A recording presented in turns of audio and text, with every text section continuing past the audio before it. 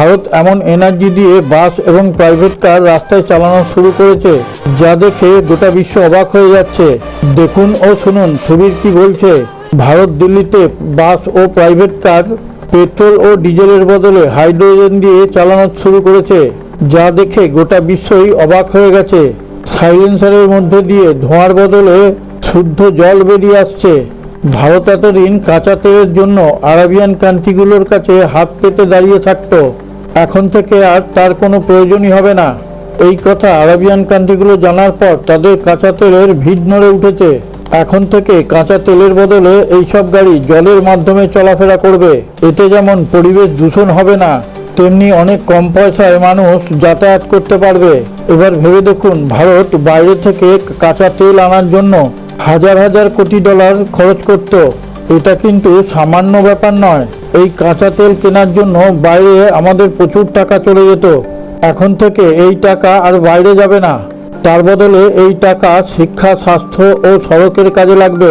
এখন দিল্লিতে পরীক্ষামূলকভাবে এই বাস ও প্রাইভেট কার চালানো হচ্ছে। ভারতের এই টেকনোলজি যদি সাকসেস হয়ে যায়, তাহলে ট্রেনেও এই টেকনিক চালু হবে। এই পদ্ধতি টাটা মোটরস ও ইন্ডিয়ান অয়েল একসঙ্গে যুক্ত হয়ে এই কাজ করছে। এর সম্পূর্ণ বিবরণে যাওয়ার আগে আপনার কাছে একটা ছোট্ট অনুরোধ। আপনি যদি এখনও আমাদের এই চ্যানেলটিকে সাবস্ক্রাইব করে না থাকেন, এখনই সাবস্ক্রাইব করে পাশে থাকা নোটিফিকেশন বেলটি ছুঁয়ে অলে টাচ করে দিন।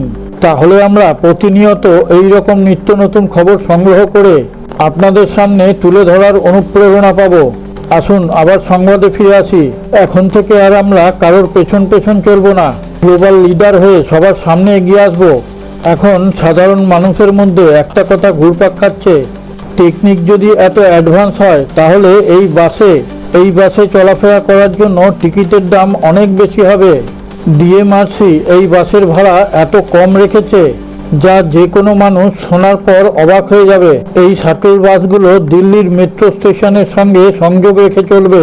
ডিএমআরসি এই বাসগুলোর ভাড়া এত কম রেখেছে যা শুনলে অবাক হয়ে যাবেন। সোজা কথায় 10 থেকে 20 টাকার মধ্যে গোটা দিল্লিতে যাওয়া আসা করা যাবে। ভেবে দেখুন, এক কাপ চা খেতে আপনারা যে টাকা খরচ করেন, সেই টাকায় গোটা দিল্লি ভ্রমণ করতে পারবেন। ডিএমআরসি এত কম টাকায় এই টেকনোলজির সঙ্গে আপনাদের পরিচিতি ঘটাবে।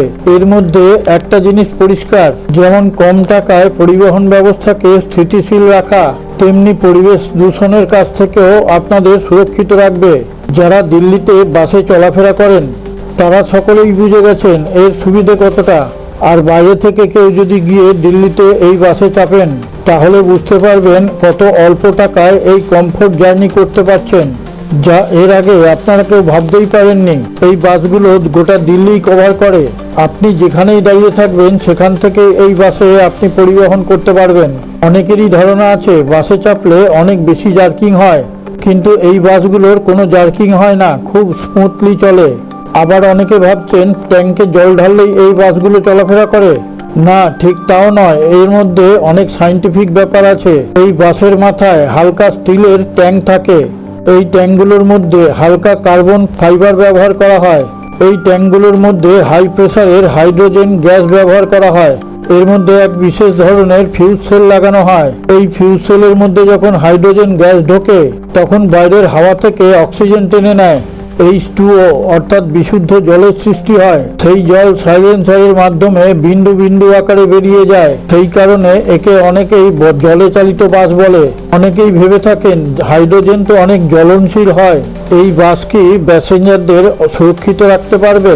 আগে হ্যাঁ, এই চিন্তা মাথা থেকে বার করে দিন, এটা একদম সুরক্ষিত। ডিএমআরসি ও টাটা মোটরস মিলে এই বাসটিকে একদম সুরক্ষিতভাবে তৈরি করেছে। সম্পূর্ণ ভিডিওটা দেখার পর আপনি আমাদের চ্যানেলের কমেন্টে গিয়ে আপনার সুচিন্তিত মতামত প্রকাশ করুন। আর জয় হিন্দ কথাটা অবশ্যই লিখবেন। সারে জাহাঁ সে আচ্ছা হিন্দুস্তান হামারা হামারা, সারে জাহাঁ সে আচ্ছা।